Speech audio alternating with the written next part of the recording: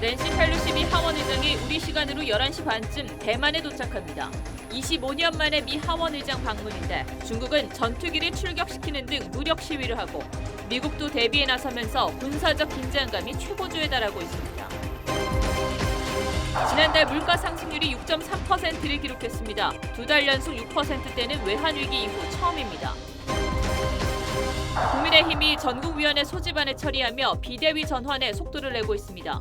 비대위원장에는 주호영, 정진석 등 중진 의원들이 거론되고 있습니다. 초등학교 입학 연령을 만 5세로 낮추는 정부 추진안에 논란이 커지자 대통령실과 교육부가 사실상 철회를 시사했습니다. 발표 나흘 만입니다. 검찰이 대장동 사건을 원점에서 다시 수사하고 있습니다. 유동규 전 본부장의 녹음 파일을 확보하고 사업 초기 관계자를 소환 조사했습니다. 공군부대에서 또 성폭력 사건이 벌어졌습니다. 직속 상관이 여 부사관을 성추행하고 코로나 환자와의 접촉도 강요했습니다.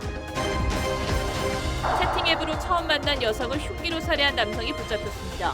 여성은 숨지기 전 112에 신고했지만 정확한 위치 추적을 하지 못해 범행을 막지 못했습니다.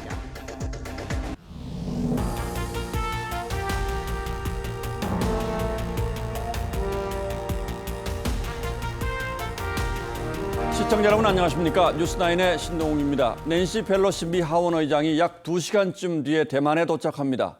미 하원 의장이 대만을 방문하는 건 25년 만이고 여러 우려가 있었는데 펠로시 의장이 직접 방문을 밀어붙였다는 후문도 나왔습니다. 이를 두고 미중 간의 군사적 갈등이 최고조에 달했고 대만군도 대비태세에 들어갔습니다. 미중 관계가 좋지 않다는 건 다 아는 사실인데 정부 공식 대표도 아닌 하원 의장의 방문이 왜 이렇게 큰 파문을 일으키는지 이해하기 위해서는 좀 더 복잡한 설명이 필요합니다.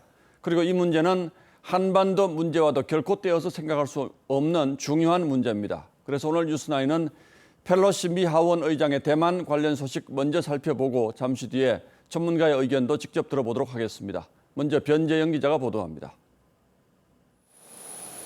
낸시 펠로시 미국 하원 의장이 현지 시간으로 오늘 밤 10시 반 대만에 도착할 예정이라고 현지 언론들은 전했습니다. 펠로시 의장은 내일 오전 대만 총통과 면담한 뒤 다음 날 한국으로 향합니다. 미국은 펠로시 의장이 대만을 방문할 권리가 있다며 중국의 군사 도발을 경계했습니다.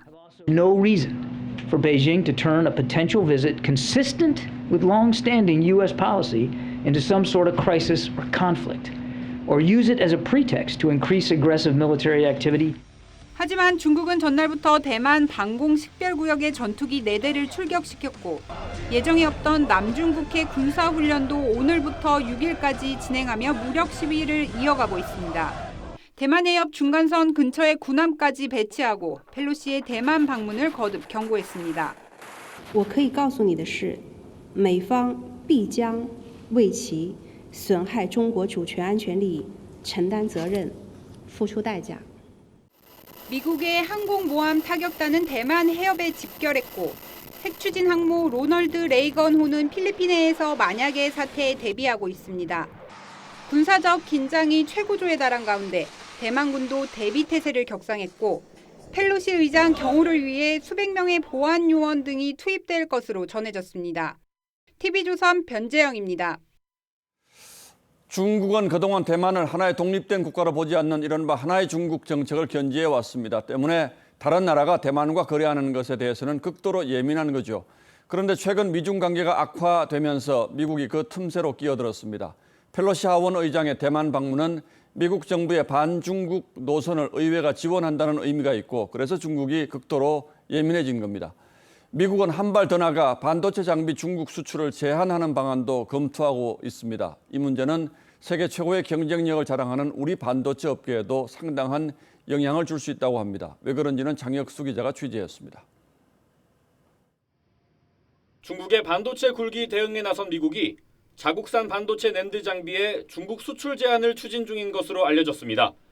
미국산 부품으로 중국이 반도체 산업을 발전시키는 걸 막겠다는 건데 조치가 실행되면 삼성전자와 SK하이닉스 등 중국에 생산 공장을 둔 국내 반도체 기업의 피해가 우려됩니다. 업계 관계자는 수출 제한 검토가 초기 단계인 만큼 상황을 예의주시하고 있다고 밝혔습니다. 수출 통제 형태로 조치가 취해지면은 뭐 장비 자체를 이제 구입을 못하게 되니까 생산차질이 생길 수 있는 거죠.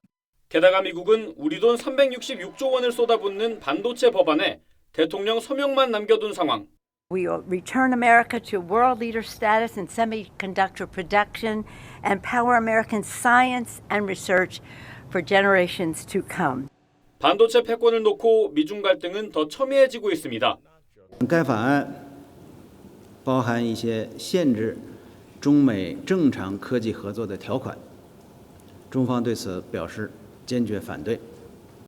미국 주도로 한국, 일본, 대만을 묶는 반도체 연합인 칩4 동맹 참여를 놓고 우리 정부의 고심이 깊어지는데 오는 4일 방한하는 펠로시 의장이 어떤 메시지를 내놓을지 주목됩니다. TV조선 장영수입니다. 코로나 사태로 7년 만에 열린 핵 확산 금지 조약 회의에선 북한이 7차 핵실험을 준비하고 있는 데 대한 집중적인 성토가 쏟아졌습니다. 미중 갈등이 심해질수록 북한 핵 문제를 풀기 위한 국제 공조의 균열이 커지기 때문에 우리로선 외교적 입지를 다질 필요성이 더더욱 절실해졌죠. 보도에 황정민 기자입니다. 코로나 사태로 7년 만에 열린 핵 확산 금지 조약. NPT 평가 회의에선 러시아의 핵 위협, 이란 핵 개발과 함께 북한 핵 문제가 주요 의제로 올랐습니다. 블링컨 미 국무장관은 북한의 7차 핵실험 준비를 비판했고 The DPRK continues to expand its unlawful nuclear program. As we gather today, Pyongyang is preparing to conduct its 7th nuclear test. 유럽연합은 불법 핵무기와 탄도미사일 프로그램 개발에 우려를 표했습니다. 특히 미국과 영국, 프랑스 등 4개국은 북한의 핵 개발이 공동안보에 더 큰 위협이 된다며 북핵에 완전하고 검증 가능하며 돌이킬 수 없는 폐기에 전념하겠다는 성명을 채택했습니다. 북한을 핵보유국으로 인정할 수 없다는 뜻을 분명히 한 셈입니다. 우리 정부 또한 북한은 공개적으로 핵무기를 개발하는 유일한 국가라고 성토했습니다. Not only serve as a message to the DPRK, but will be a litmus test on the viability of the NPT regime itself. 그러면서 북한은 2003년 NPT를 일방적으로 탈퇴하고 이를 악용하고 있다며 도발을 멈추고 대화에 복귀할 것을 촉구했습니다. TV조선 황정민입니다. 예, 보신 것처럼 펠로시 미국 하원 의장의 대만 방문을 두고 미국과 중국이 지금 일촉즉발의 상황입니다. 이 상황을 어떻게 이해해야 할지 중국 전문가인 강준영 한국외대 교수께 직접 물어보도록 하겠습니다. 자, 강 교수님 어서 오십시오. 네, 안녕하세요. 지금 두 나라 외교 당국자들의 발언을 보면 발언의 수위가 굉장히 센 것 같은데 그렇습니다. 정부 대표단도 아니고 하원 의장이라면 국회의원 아닙니까? 네, 국회의원 한 명의 방문을 두고 중국이 이렇게까지 흥분하는 이유는 뭡니까? 우선 기본적으로 그동안 쭉 이어져 왔던 소위 하나의 중국 원칙에 대한 파괴 행위를 미국이 하고 있다. 예. 이런 얘기를 하는 거예요. 특히 이제 트럼프 대통령 이후에 특히 인도태평양 전략을 하면서 이제 대만을 예. 소위 전략적 가치를 높여줬단 말이죠. 그 이후에 그거를 바이든 대통령이 그대로 계승하면서 대만에 그 힘을 실어주는 지원 정책을 예. 계속합니다. 여기에 의회도 예. 전략경쟁법이나 이런 걸 통해서 또 대만을 지원하면서 중국을 압박한단 말이죠. 예. 결국은 미 행정부와 미 의회가 같이 연합해서 중국을 하나의 중국 원칙을 파괴하는 거다. 이런 기본적인 생각이 있고 또 하나 중국이 강조하고 있는 것은 그동안 시진핑과 바이든의 회담에서 여러 차례 바이든이 우리는 냉전을 추구하지도 않고 예. 뭐 동맹과 같이 중국을 압박하지도 않을 거고 그리고 기본적으로 하나의 중국 원칙에 변함이 없다라는 얘기를 하면서도 불구하고 실질적으로는 하나의 중국, 하나의 대만을 하고 있다는 거죠. 예. 그런데 아시다시피 지금 중국의 상황이 20차 당대회를 앞두고 있고 어제가 8일 건군절입니다. 그 인민해방군 창건일이고 그다음에 요새 경제도 굉장히 안 좋고 그리고 예. 베이타이허 회의를 통해서 지금 뭔가 국내 분위기를 잡아서 삼선으로 가야 되는 상황인데 이럴 때 이제 시기적으로 안 좋은 시기에 왔기 때문에 중국도 여기서 물러나면 미국한테 굴복한다는 인상을 주는 거죠. 그러니까 시진핑으로서는 국내 정치적인 이유도 있다 이제 이런 그렇습니다. 말씀을 드리는 것 같고 그러면 지난 25년 동안 미국의 하원 의장이 대만을 방문하지 않았던 것은 바로 이런 아주 위태로운 균형을 깨지 않고 조금은 행정부와는 별개로 처신한다 이런 취지가 그렇습니다. 기본적으로 다른 미국은 의회 민주주의 국가고 예. 행정부와 의회 민주가 다르기 때문에 얼마든지 자율성을 가지고 했다는 거죠. 예. 그래서 97년에 당시 공화당 킹그리치 하원 의장이 방문을 했죠. 물론 거기서도 중국을 들렸다 왔습니다. 그런데 중국에 가서는 우리는 하나의 중국 원칙에 변함이 없다. 그러고 왔는데 지금 같은 경우에는 중국이 볼 때는 이거는 하나의 중국 원칙을 깨려고 하는 거다. 그리고 대만의 독립을 지원하는 거 아니냐라는 그런 생각을 하고 있는 겁니다. 알겠습니다. 그런데 일각의 보도를 보면 대만 정부에서도 좀 안 왔으면 좋겠다 이런 의사 표시를 했는데 펠로시 의장이 밀어붙였다 이런 보도가 있습니다. 이건 네네. 어떻게 봐야 합니까? 시기적으로 좋지 않죠. 지금 이 시기가. 그래서 약간 완곡하게 만류하는 그런 분위기를 보였다고 그러는데 개인적인 이유도 있을 거예요. 특히 이제 대중 강경론자하고 최근에 이제 민주 인권 이런 걸 고취시키는 소위 미국의 가치 외교 이거를 자기가 몸소 의회 정치인으로서 한번 해야겠다는 생각도 있을 것 같고요.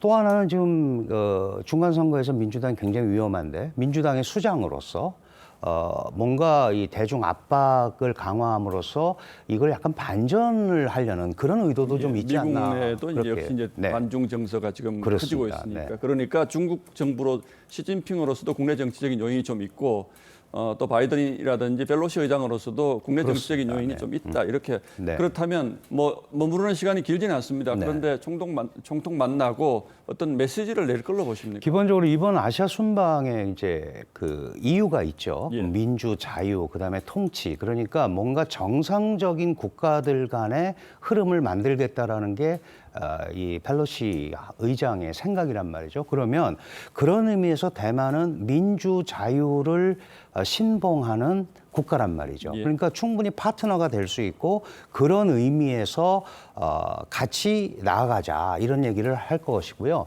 거기에는 당연히 대중 소위 반도체에 대해서 강점을 갖고 있으니까 공급망 압박 이런 것도 좀 미국과 같이 협조해서 가자라는 게 은연중에 전달이 될 수 있겠죠. 대만, 한국, 일본, 맞습니다. 미국 이렇게 이제 흘러가겠죠.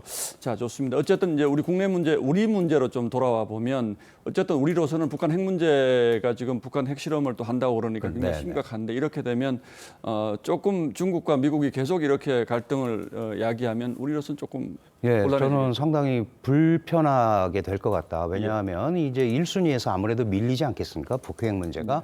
그렇지 않아도 답보 상태에 있고 지금 우리 새 정부가 들어와서 중국이 한미가 대북 강경책을 펴고 있다고 하는데 지금 양자 간의 관계가 촉발이 되니까 아무래도 우선순위가 조금 뒤로 물러설 수밖에 없다. 그렇게 된다면 지금 뭔가 의욕적으로 새로운 분위기를 만들어야 되는 우리 정부 입장에서는 좀 어려움이 많이 따를 것 같습니다. 알겠습니다. 자, 지금 좀 강경론을 믿는 분들의 얘기긴 합니다만 미국이 중국에 말하자면 반도체 기업들을 계속 압박을 하면 중국이 결국은 본인들의 산업적인 측면에서 대만을 공격할 것이다. 라는 시나리오도 있습니다. 그 부분에 대해서 우리 강 교수님은 어떻게 보십니까? 저는 지금 사실은 공격을 해서 파괴시키는 건 가능하지만 점령하기는 굉장히 여러 가지로 어렵거든요. 그런데 점령을 한다고 해서 TSMC가 고스란히 중국의 것이 되는 건 아닙니다. 그게. 그래서 그런 행동은 아마 중국에도 큰 득이 안 될 거다. 다만 이번 펠로시 방문을 계기로 어쨌든 펠로시는 떠나갈 거고요. 이 부담을 상당히 대만이 지게 될 수밖에 없고 대만에 대한 압박이 계속 강화될 수밖에 없는 상황이다. 그렇다면 결국은 좀 연장선상에서 보면 시진핑이 어떤 형태로 삼선을 하고 이제 온전하게 완벽하게 집권하느냐 아니면 조금 이제 손상을 입으면서 집권하느냐 이 상황에서 손상을 입으면 입는 대로 또 완벽하면 완벽한 대로 가장 크게 목소리를 낼 수 있는 게 바로 한국과 대만이다. 이런 점에서 우리가 조금 그런 면에서 알겠습니다. 전 세계적으로 경제도 계속 어려워지고 또 시진핑은 3연임이라는 어떤 목표가 있고 바이든도 중간 선거 있기 때문에 올 가을까지는 뭐 이런 류의 갈등이 그렇습니다. 좀 계속 지속되겠지만 그렇다고 지금 조금 전에 보신 것처럼 당장 무슨 무력 충돌이 있거나 이렇게 보시지는 않나요? 예, 그렇게 하기에는 서로에게 부담이 너무 크죠. 만약에 또 그렇게 할 삼성도 만한 어렵고. 동력은 없는. 예, 지금 걸까요? 그 정도 가지고 그렇게 너무 하면은 약간 오버하는 그런 모습이 보여질 겁니다. 예, 잘 알겠습니다. 자, 오늘 말씀 고맙습니다. 여기까지 네. 듣겠습니다. 감사합니다. 예. 나라 안팎의 사정이 이렇게 어렵습니다. 지금부터는 관심을 국내로 돌려서 우리 국민들의 민생을 살펴보겠습니다. 물가는 지난달에도 평균 6.3%가 올랐습니다. 2달 연속으로 물가 상승률이 6%를 넘은 건 90년대 말 외환위기 이후에 처음이라고 합니다. 물가가 오르면 가만히 있어도 지갑이 얇아지니까 여름 휴가 떠난 서민들 지갑 열기가 더더욱 부담스러워질 수밖에 없을 겁니다. 송병철 기자가 취재했습니다. 지난해만 해도 한 달 전기료로 200만 원 초반대를 냈던 한 PC방. 지난달엔 절반 가까이 오른 290만 원을 냈습니다. 요금 인상분 반영으로 지난달 전기료는 1년 전보다 18.2%나 올랐습니다. 전기요금까지 또 많이 올라버리니까 이게 어떻게 운영을 해야 될지 좀 막막한 상황입니다.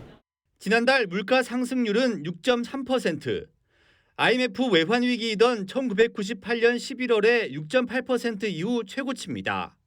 2개월 연속 6%대 상승도 23년 8개월 만에 처음입니다. 사회적 거리두기 해제 등의 영향으로 외식 물가는 약 30년 만에 최고치인 8.4% 상승률을 보였습니다. 집밥을 먹어도 사정은 비슷합니다. 배추와 시금치는 각각 70% 넘게 올랐고 수입 쇠고기와 돼지고기 등 농축산물이 골고루 뛰었습니다. 오이도 옛날에는 한 2,000원치만 사도 가정에서 그냥 먹을 수 있는데 이제는 한 5,000원 사야 오이도 가족이 먹을 수 있고. 체감 물가인 생활 물가 지수도 7.9% 올라 외환위기 이후 최고치입니다. 하지만 당분간 고물가가 풀릴 기미는 없습니다. 6% 이하로 떨어질 거라고 볼 만한 사항은 아닌 것으로 보고 있습니다. 돌발 변수에 대응할 추가 대책도 제한적이어서 고물가에 씨름하는 우리 경제는 살얼음판 위를 걷고 있습니다. TV조선 송병철입니다. 그런데 요즘 최근 들어서 주유소 가보시면 기름값은 조금 내렸습니다. 1,800원대 하는 데가 많죠. 국제 곡물가도 한풀 꺾였다고 합니다. 그래서 물가가 이제는 좀 잡히려나 기대감이 커지고 있는데 전문가들의 생각은 달랐다고 합니다. 김충영 기자가 물어봤습니다. 국제 곡물 가격이 하락세입니다. 7월 말 시카고 거래소 밀 가격은 고점이던 3월 초보다 38% 내렸습니다. 옥수수도 마찬가지입니다. 국제 유가도 하락세를 보이며 국내 휘발유 평균가도 1,800원대로 내려왔습니다. 곡물과 석유 가격이 내리며 인플레가 완화되는 것 아니냐는 전망이 나옵니다. 미국 투자은행 JP모간은 글로벌 식품가 상승률이 2분기 13%에서 4분기엔 5, 6%로 떨어진다고 내다봤습니다. 그러나 낙관하기엔 이르다는 전망이 지배적입니다. 우크라이나의 곡물 수출이 언제 다시 차단당할지 모르고 남유럽과 북미를 덮친 폭염으로 올해 곡물 작황도 나쁩니다. 곡물값이 내린 게 아니라 달러 강세에 내린 것처럼 보이는 착시 현상이란 분석도 있습니다. 일시적인 가격 하락이 있지만 전반적인 가격의 수준 자체는 과거에 비해 상당히 높은 상황이어서 인플레이션 압력은 여전한 것으로 보이고요. 정부는 물가가 10월쯤 정점에 이를 것으로 예상하면서도 갑작스런 변수가 없어야 한다는 전제를 깝니다. 물가가 더 치솟으면 기준금리를 한꺼번에 0.5%포인트 올리는 빅스텝이 불가피하다는 겁니다. 10월 이후에 국제유가가 크게 올라간다면 저희가 예상한 것 이상으로 물가가 올라가고 그렇게 되면 정책 기조가 바뀔 수도 있습니다. 적어도 두어 달 이상은 고물가 공포에서 벗어나기 힘들 것으로 보입니다. TV조선 김충영입니다. 이렇게 급등하는 물가를 잡기 위해서 전 세계 정부가 긴축에 나서면서 주로 대출로 재테크를 해온 20, 30대 이른바 영끌족들이 가장 먼저 직격탄을 맞았습니다. 이자를 감당하지 못해서 영끌로 장만한 집을 내놓는 경우가 속출하고 있고 지난 1년 새 서울에서 집을 장만한 사람들 가운데 20, 30대의 비중이 20%나 줄었다고 합니다. 이 현상은 무엇을 뜻하는지 김연아 기자가 취재했습니다. 서울 마포구의 한 아파트 단지. 학군을 갖춘 데다 주변 아파트보다 저렴해 젊은 층의 매수세가 몰렸던 곳인데 올 들어 전용 84제곱미터형 매매가 2건에 그쳤습니다. 집값 하락 인식에 대출 부담도 커지며 소위 영끌족의 발길이 끊겼다는 게 주변 부동산 설명입니다. 영끌을 했던 바글바글 했죠. 1억 정도 낮춰갖고 하는데 실제로 거래 사례는 많지는 않습니다. 서울 아파트 매매는 지난달 기준 371건. 1년 전에 비해 92%나 줄었습니다. 특히 대출 의존도가 높은 20, 30대의 매입 비중은 1년여 만에 20%포인트가량 떨어지며 25%를 밑돌았습니다. 여기에 금리 상승 여파가 이어지고 오르면서 부담이 느끼다 보니까 이제 마치 초면에서 깬 것처럼 지금 사서 과연 오를까? 기대 수익이 자신이 없는 거죠. 지난달 시작된 총부채 원리금 상환 비율인 DSR 제한 대상 확대까지 부담으로 작용하면서 관망세가 지속되는 것으로 보입니다. 그나마 대출 부담이 상대적으로 덜한 6억 원 이하 저가 아파트의 매매 비중이 늘어난 정도입니다. 하반기에도 금리 인상이 예고된 만큼 영끌족의 실종은 계속될 거라는 게 전문가들의 분석입니다. TV조선 김예나입니다. 고금리와 침체의 덫에 발목이 잡힌 건 주택시장만이 아닙니다. 빚까지 내서라도 거침없이 주식을 사들이던 동학개미들도 한계 상황으로 몰리고 있습니다. 개인 투자자들이 지난 한 달 동안 거둬들인 증시의 대기 자금이 4조 원을 넘겼습니다. 이어서 정준영 기자가 보도합니다. 오늘 코스피는 2439.62, 코스닥은 804.34의 지수를 마감했습니다. 연초에 비하면 코스피는 18%, 코스닥은 22% 이상 떨어진 겁니다. 바닥모를 약세장이 지속되면서 개인 투자자들이 투자 기회를 엿보며 쌓아두는 증시 대기 자금도 꾸준히 줄고 있습니다. 최근 한 달 사이 4조 4천억 원이나 빠졌고 지난 1월 17일 200조 4,700억 원과 비교했을 땐 18% 가까이 감소한 겁니다. 국내 기준금리가 2.25%까지 상승하고 대출금리도 따라 오르면서 예전처럼 빚내서 주식을 사들이는 것도 어려워졌습니다. 현금도 다 받았거든요. 한국연금도 맞통 한 5, 6% 정도 나오지 않나요?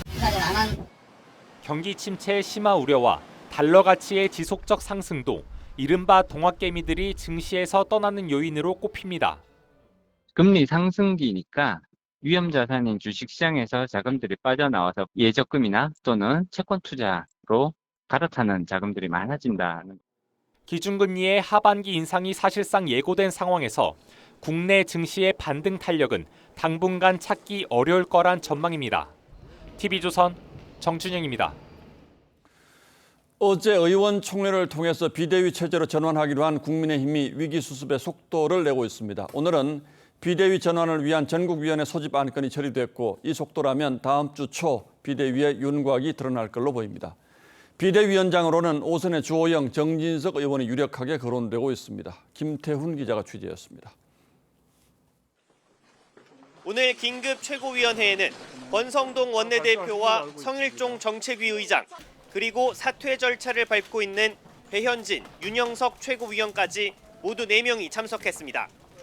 재적위원 7명의 과반이 참석해 의결 정족수를 채운 뒤 비대위 전환을 위한 전국위원회 소집 안건을 처리했습니다. 당대표와 권한대행만 비대위원장을 임명할 수 있게 한 당헌 당규를 개정해 직무대행인 권성동 원내대표가 비대위원장을 임명할 수 있도록 절차를 밟고 있는 겁니다. 상임전국위원회에서 유권 해석을 받고 그 다음에 이제 전국위원회에서는 그 당헌에 대해서 결정을 해야 됩니다. 전국위는 이번 주 후반이나 늦어도 다음 주 초에는 소집될 예정입니다. 확정된 것은 아니고 어쨌든 실무적으로 가능한 선에서 빠른 시간 안에 진행이 될 수 있도록 하겠습니다. 여권 핵심부에서는 9월 말이나 10월 초에 대표와 최고위원을 선출하는 전당대회를 구상 중인데 이 때문에 비대위는 혁신보다 징검다리 성격에 무게를 두고 있습니다. 위원장으로는 전당대회를 이끌 수 있는 오선의 주호영, 정진석 의원 등이 거론되고 있습니다. TV조선 김태훈입니다. 민주당의 차기 당대표로 유력한 이재명 의원이 어제 공식 석상에서 의원들을 마음껏 욕할 수 있는 플랫폼을 만들자고 했다가 비판이 쏟아지자 오늘은 웃자고 한 말인데 너무 진지하게 덤빈다는 취지로 반박했습니다. 해명인지 변명인지 회피인지 설명인지 잘 모르겠고 이런 일이 너무 자주 반복되니까 저희도 이제는 사실 해석이 어렵습니다. 김하림 기자가 취재했습니다. 자신의 지역구가 있는 인천을 찾은 이재명 의원은 저소득층이 국민의힘을 지지한다. 의원 욕할 플랫폼을 만들자고 한 자신의 발언이 논란이 된 데 억울함을 토로했습니다. 재밌자고 얘기를 조금만 삐끗하면 그걸 가지고 침소봉대를 해가지고 요새는 말하기가 참 불편하고 힘듭니다.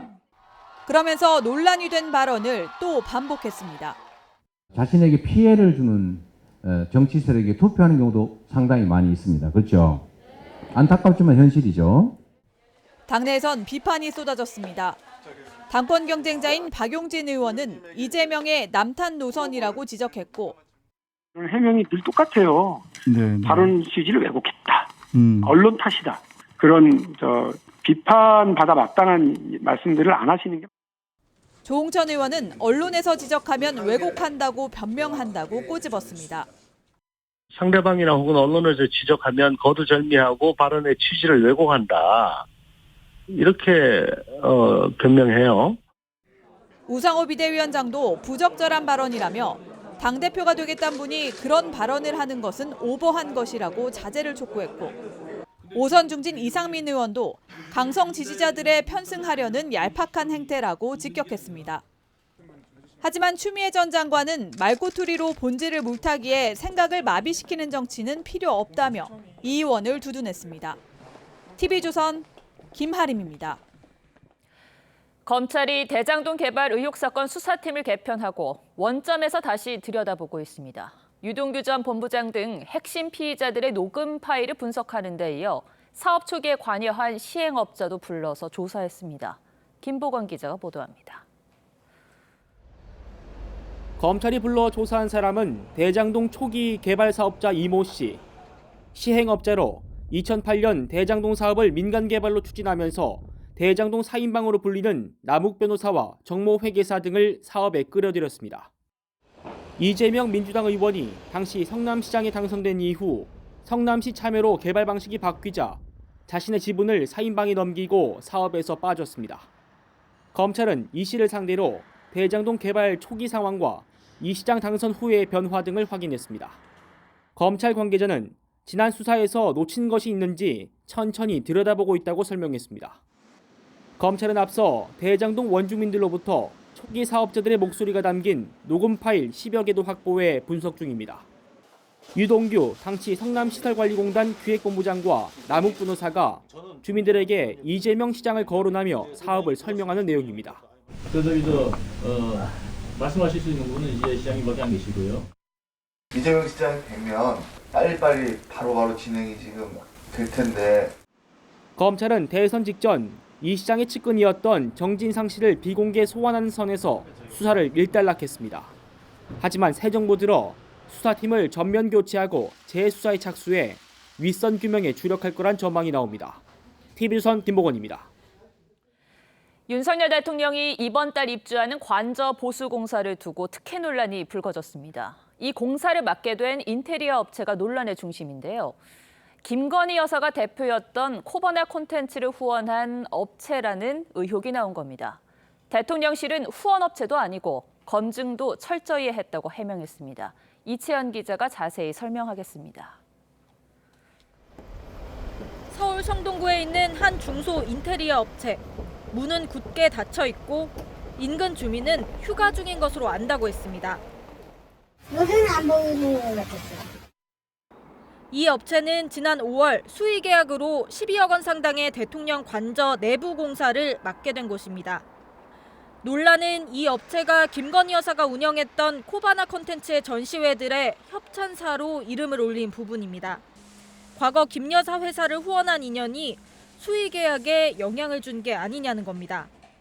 대통령실 관계자는 해당 업체가 당시 전시회에 인테리어 공사를 맡았고 대금도 줬다면서 감사의 뜻으로 협찬사로 이름을 올린 거지 실제 후원을 한 건 없다고 해명했습니다. 공사 지역 주소가 서울 한남동의 대통령 관저가 아니라 행정안전부 소속 세종시 모 주택으로 돼 있는 점도 논란이 됐습니다. 이에 대해 대통령실 관계자는 착오로 생긴 일이라면서도 업체 선정은 경호처의 철저한 검증으로 이루어진다고 설명했습니다. TV조선 이채연입니다. 코로나 신규 확진자가 11만 명대를 기록했습니다. 105일 만에 최다치입니다. 오늘 하루도 11만 명 넘게 늘어 오늘 오후 9시 기준으로 누적 확진자가 2천만 명을 넘었습니다. 국민 10명 가운데 4명은 코로나에 걸려봤다는 의미죠. 지금 휴가철이 한창이고 추석 연휴까지 있어서 이 확산세는 이어질 전망입니다. 신경희 기자입니다. 한강 야외 수영장이 이용객들로 붐빕니다. 최근 코로나 확진자가 크게 늘고 있지만 거리 두기 해제 후 첫 여름휴가다 보니 마스크를 쓴 시민은 찾아보기 힘듭니다. 축축하고 불편하고 그래서 안 쓰게 되는 것 같아요. 확진자 증가에 불안한 학부모도 아이들 등살에 어쩔 수 없습니다. 아이 2명을 데리고 나오니까 좀 걱정이 되거든요. 지난주 10만 명 아래로 떨어졌던 코로나 신규 확진자는 다시 11만 1천여 명으로 뛰었습니다. 지난 4월 이후 105일 만에 최대치입니다. 어제까지 누적 확진자는 1,993만 명으로 오늘이면 2천만 명을 넘어설 추세입니다. 국내 유입 2년 7개월 만에 국민 10명 중 4명꼴로 확진된 셈입니다. 게다가 전파력이 강한 BA.5 변이가 국내 우세종이 되면서 앞으로 확진자 증가세가 가팔라질 거란 우려도 나옵니다. 전파력과 면역 회피 능력 그리고 전반적인 그 면역의 감소, 이동량의 증가 이런 것들이 다 뭉쳐서 확진자가 늘어나는 것 같습니다. 정부는 과학방역 정책을 유지한다는 방침이지만 다음 달 초 추석까지 증가세가 이어질 거란 전망이 나오는 가운데 방역 공백을 방치한다는 비판도 나옵니다. 백경란 질병청장은 오늘 국회에서 심각한 수준이 계속되면 부분적으로 거리 두기를 시행할 수 있다고 밝혔습니다. TV조선 신경입니다. 30대 남성이 채팅 앱에서 만난 여성을 살해하는 사건이 발생했습니다. 그런데 안타까운 건 숨진 여성이 사건 직전 다급하게 112에 신고했지만 범행을 막지 못했다는 점입니다. 정확한 위치를 파악하기 어려웠다는데 그 이유가 무엇인지 김동영 기자가 보도합니다. 오늘 새벽 울산 남구 한 주택가. 경찰차와 구급차가 다급하게 모여듭니다. 112 상황실에 다급한 여성 목소리의 신고 전화가 접수된 건 어젯밤 11시쯤. 상황 설명 없이 다툼과 비명 소리가 들린 뒤 끊겼습니다. 신고 얘기 도중에 전화가 끊겼어요. 주소가 정확히 모르는 상태에서. 경찰이 즉각 수색에 나섰지만 위치 파악이 쉽지 않았습니다. 피해자의 신고 전화가 야간 대응이 어려운 별정통신사 가입자였기 때문입니다. 신속하게 가입자를 빨리 찾아내야 되는데 별정폰 통신사는 야간에 그게 잘 안 되거든요.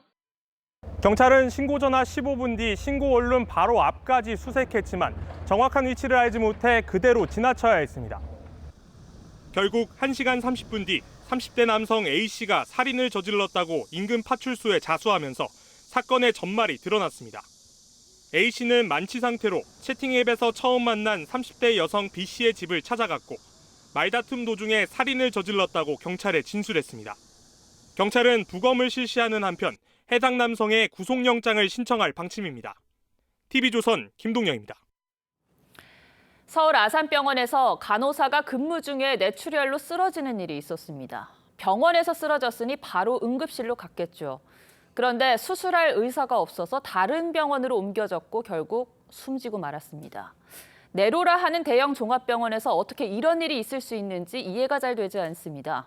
정부도 조사에 들어갔습니다. 장동욱 기자입니다. 서울 아산병원에서 일하는 30대 간호사 A씨가 근무 중 극심한 두통을 호소하며 쓰러진 건 지난달 24일 오전입니다. 응급실로 옮겨진 A씨는 뇌출혈 진단을 받았는데 응급처치를 했지만 출혈이 멈추지 않았습니다. 긴급 수술이 필요했던 상황. 하지만 당시 병원엔 뇌출혈 수술을 할 수 있는 신경외과 의사가 없었습니다. 전문의가 휴가를 가 자리가 빈 상태였기 때문입니다. A씨는 서울대병원으로 이송됐지만 의식을 회복하지 못한 채 결국 숨졌습니다. 병원 측은 전문의가 지방에서 휴가 중이어서 다른 병원으로 옮기는 게 더 빠를 것으로 판단했습니다. 병원으로 이제 복귀를 하는 것보다는 서울대병원으로 전환하는 게 시간이 더 단축이 되기 때문에 일각에선 아산병원 응급 상황 대응에 문제가 있었던 게 아니냐는 지적이 나왔습니다. 대한간호협회는 당직자의 대처와 다른 병원으로 옮길 때 걸린 시간 등이 명백히 밝혀져야 한다고 주장했습니다. 서울 성모가 훨씬 가깝잖아요. 삼성도 이런 거 가도 되고 너무 지체를 많이 한 거죠. 보건복지부는 진상조사에 착수했습니다. TV조선 장도우입니다. 공군 부대에서 또 성폭력 사건이 벌어졌습니다. 직속 상관이 여군 하사를 성추행했고 코로나 확진자와 접촉하라고 강요까지 했습니다. 이 부대는 성폭력으로 극단적 선택을 한 고 이해람 중사가 마지막으로 근무했던 곳, 즉 2차 피해가 발생했던 그 부대입니다. 구민성 기자가 보도합니다. 공군 제15 특수임무비행단 소속 A준이는 지난 1월부터 약 3개월 동안 함께 근무했던 여군 하사를 추행했습니다. 피해 하사에게 안마를 해주겠다며 어깨와 발을 만지는가 하면 집에 보내기 싫다, 안아달라며 성희롱 발언도 했습니다. 지난해 성추행 피해를 당한 뒤 극단적 선택을 한 고 이해람 중사가 마지막으로 근무했던 그 부대입니다. 코로나에 확진돼 격리 중이던 다른 남자 하사 숙소에 피해 여군을 데려가 얼굴 부위를 만지라고 지시하거나 손등에 묻은 침을 핥으라고 강요하기도 했습니다. 피해자는 강압에 못 이겨 확진자가 마시던 음료수까지 마셨고 3일 뒤 코로나에 걸렸습니다. 지난 4월 공군 양성평등센터에 이 같은 사실을 신고해 A준이는 구속됐습니다. 공군은 잇따른 성추행 사건에 또다시 고개를 숙였습니다. 그 부분에 대해서는 이제 심각성을 충분히 인지하고 여러 가지 대책을 마련하고 있는데 공군은 신고를 받고도 가해자를 곧바로 전출하지 않은 채 가해자에게 신고 사실까지 알려줘 2차 가해를 했다는 비판도 받고 있습니다. TV조선 구민성입니다. 딸이나 아들인 척하며 문자를 보내 수십억대의 돈을 뜯은 일당이 무더기로 적발됐습니다. 음란한 영상 채팅을 하면서 개인정보를 빼낸 뒤 돈을 가로채는 일도 있었는데요. 피싱 사기가 날로 진화하니 그 수법을 잘 알아두시길 바랍니다. 김승동 기자가 보도합니다. 메신저 사기 일당이 피해자에게 보낸 문자 메시지입니다. 마치 딸인 것처럼 속이고 휴대전화 화면이 깨졌다고 이야기합니다. 이에 놀란 피해자들은 수리비 지불에 필요하다는 앱을 다운받았습니다. 앱의 정체는 휴대전화 원격 제어 프로그램. 일당들은 이 앱을 통해 은행 예금 잔액을 가로챘습니다. 채팅을 통해 돈을 뜯어내기도 합니다. 음란 영상 채팅으로 남성을 끌어들인 일당은 악성 프로그램을 설치하도록 유인한 뒤 개인 정보를 빼냈습니다. 그리고 채팅 중 녹화한 영상을 지인들에게 유포하겠다고 협박해 돈을 뜯어냈습니다. 일당들은 갈취한 돈으로 귀금속을 사들이며 자금을 세탁했습니다. 이런 수법에 속아 넘어간 피해자는 지난해 3월부터 최근까지 530여 명. 피해 금액이 44억 원에 달합니다.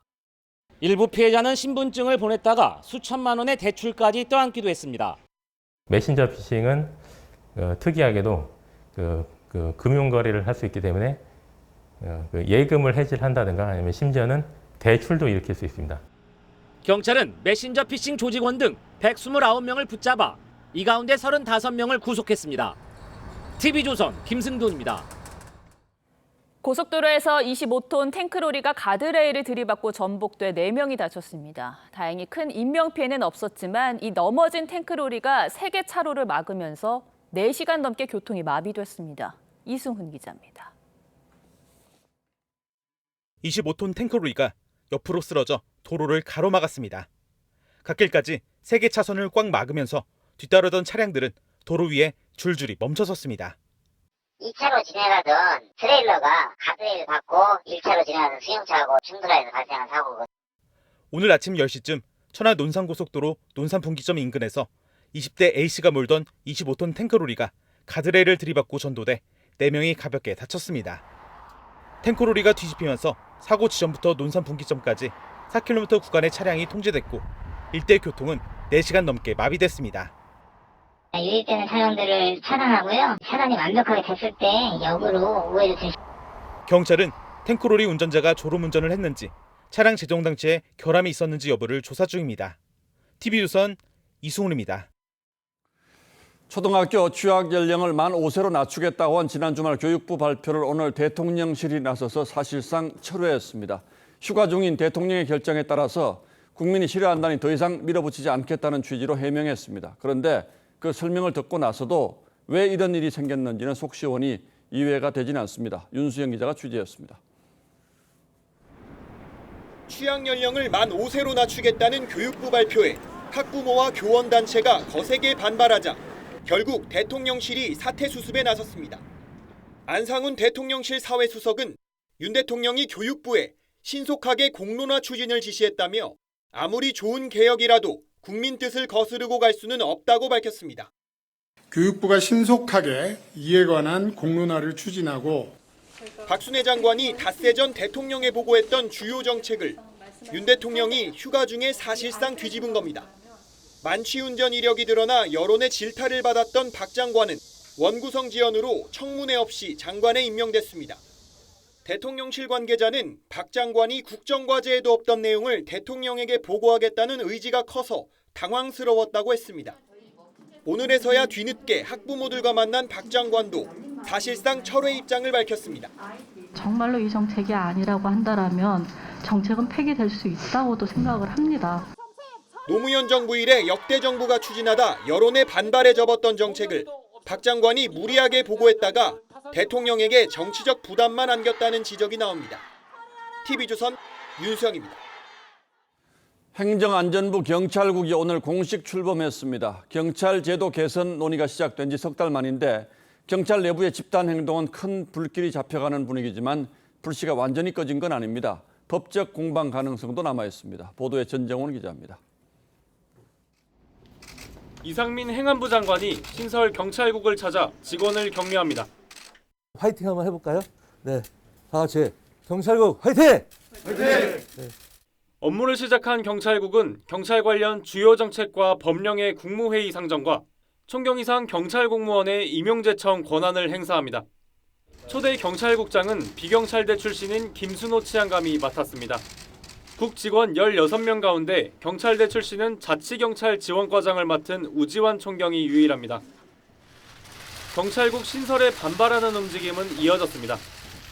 국가경찰위원회는 위원 전원이 모여 반대 기자회견을 열었고 의견이 반영되지 않고 시행되는 것에 대해 유감을 표하며 경찰 내부 게시판에는 경찰국에 근조 리본을 달아주자는 댓글이 이어졌습니다. 전국경찰직장협의회는 경찰국 반대 입법 청원을 진행하는 등 법적 대응을 예고했습니다. 여러 논란을 안고 출범한 경찰국, 일선 경찰관들과 소통이 제1과제로 남게 됐습니다. 첫 번째 관문은 하반기 총경 인사가 될 것으로 보입니다. TV조선 전정원입니다. 여름 휴가철 아이들과 물놀이 가는 분들 많으실 텐데 아이들이 쓸 튜브 잘 따져보셔야 합니다. 어린이 튜브의 2개 가운데 1개는 법적인 안전 기준을 벗어난 것으로 확인이 됐습니다. 장윤정 기자입니다. 각양각색 튜브에 몸을 맡기고 신나게 물놀이를 하는 아이들. 악어부터 돌고래까지 모양도 가지각색입니다. 아이가 어려서 지금 아이한테 맞는 디자인으로 구입하다 보니까 좀 캐릭터 있는 상품을 많이 구입하게 되었어요. 한국소비자원이 어린이 튜브 15개를 조사해봤더니 절반가량인 7개가 안전기준 미달로 확인됐습니다.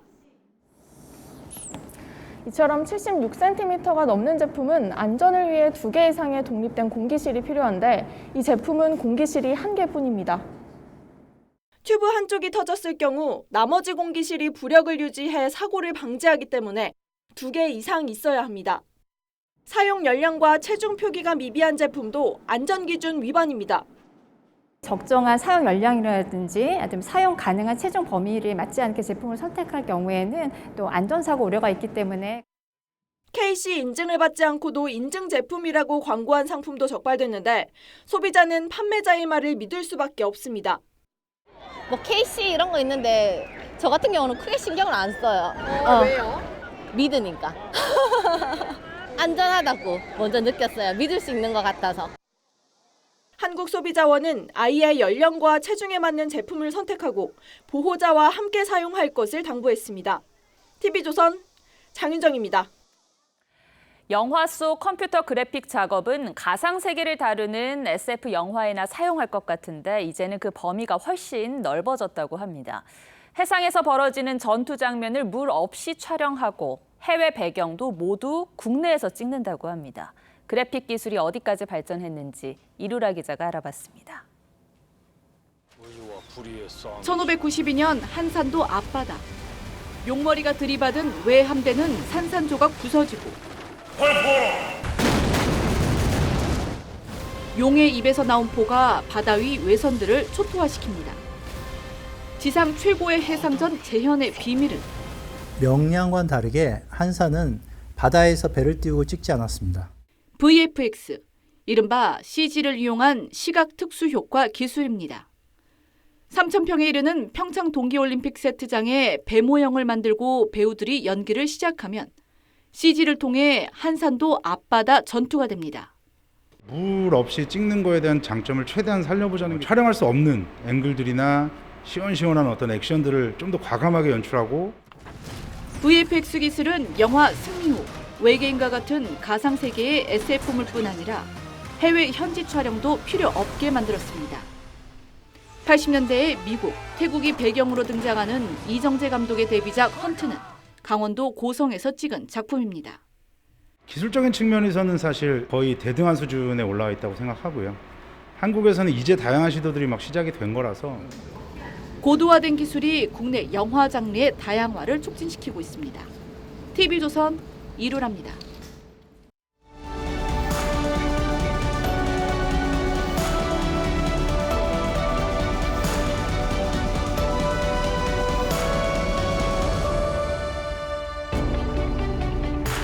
우물가라는 제목이 붙은 김홍도의 풍속합니다. 나그네가 얼마나 더웠던지 이렇게 가슴을 풀어헤치고 물을 얻어 마십니다. 젊은 안악은 얼굴을 돌린 채 두레방만 내밀죠. 100년 전쯤 나그네가 우물가 여인에게 지름길을 묻습니다. 물 한 모금 달라기에 샘물 떠주고 그리고는 인사하기 웃고 받았죠. 평양성에 해 안 뜬데도 난 모르오 우선 죄밖에. 왕건이 견훤을 정벌하러 전라도 나주에 갔다가 우물가 처자에게 급히 물을 청했습니다. 처자는 왕건이 체할까 걱정돼 바가지에 버들잎을 띄워서 건넸다죠. 이에 감복한 왕건이 아내로 맞아들인 처자가 장화왕후 오씨 부인입니다. 우물에서 숭늉 찾는다는 속담이 있습니다. 콩밭에서 두부 찾고 싸전에서 밥 달라 한다는 말도 있죠. 그렇게 매사 조급하게 대들었다간 낭패를 보기 마련입니다. 추석을 배달하는 퀵 서비스처럼 말이죠. 넘어진 오토바이, 바퀴는 계속해서 헛돌고 깨진 양주병에서 터진 보름달이 흘러내려 아스팔트를 적신다. 45살 조기 취약 방안의 후폭풍이 거세자 총리가 교육 수요자 의견을 경청해 국민 불안을 가라앉히라며 불거기에 나섰습니다. 그래도 논란이 사그러들지 않자 결국 대통령실이 나서서 아무리 좋은 개혁이라도 국민의 뜻을 거스를 수는 없다며 사실상 철회하기에 이르렀습니다. 조기 취약은 대선 공약도 국정과제도 아니었습니다. 그리고 무슨 대단히 획기적인 정책도 아닙니다. 과거 정부들도 한 번씩은 검토했다가 캐비넷에 넣어두었던 해묵은 과제일 뿐입니다. 그런데 이 중대 정책을 교육 분야 경력이 전혀 없는 장관이 한 달도 안 되는 사이에 얼마나 치밀하게 준비했을지도 의문입니다. 거기에다 사회적 논의 절차와 사전 설득 과정도 없이 섣부른 발표부터 한 결과는 누가 봐도 뻔했습니다. 이미 예고된 실패고 정부가 무언가에 쫓기듯 조급증에 빠져있지 않고서는 일어나기 힘든 일입니다. 문재인 정부는 마치 혁명 정부라도 된 듯 출범하자마자 일방적으로 탈원전을 선언했습니다.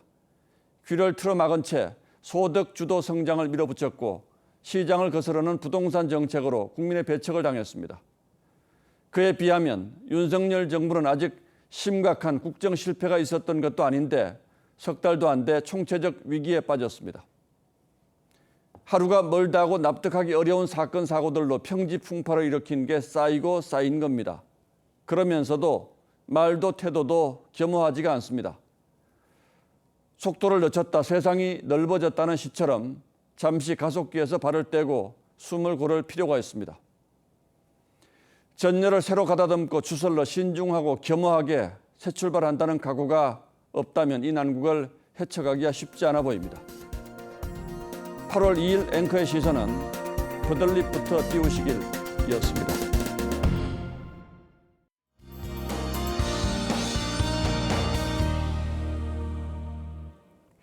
비가 추적추적 오다 그치다 했던 하루였는데요. 이 비는 대체로 내일 아침까지 이어지겠습니다. 다만 이후부터는 소나기 소식이 있기 때문에 우산을 계속 챙겨 다니시는 게 좋겠습니다. 특히 밤사이 수도권과 강원 지역에서는 비가 세차게 쏟아지겠습니다. 지난밤처럼 천둥 번개가 치면서 요란할 수 있겠는데요. 내일까지 80mm가 넘는 비가 오겠습니다. 푹푹 찌는 날씨는 계속되겠습니다. 일단 밤에는 열대야가 기승을 부리겠고요. 낮 기온은 대구가 35도, 대전과 전주는 32도를 보이겠습니다. 영남과 제주도는 폭염경보가 내려진 만큼 건강에 더 신경 쓰셔야겠습니다. 당분간 소나기가 자주 내려 매우 습하겠고요. 기온은 30도 이상으로 후덥지근하겠습니다. 날씨였습니다. 8월 2일 화요일 뉴스9은 여기서 모두 마치겠습니다. 시청해 주셔서 고맙습니다.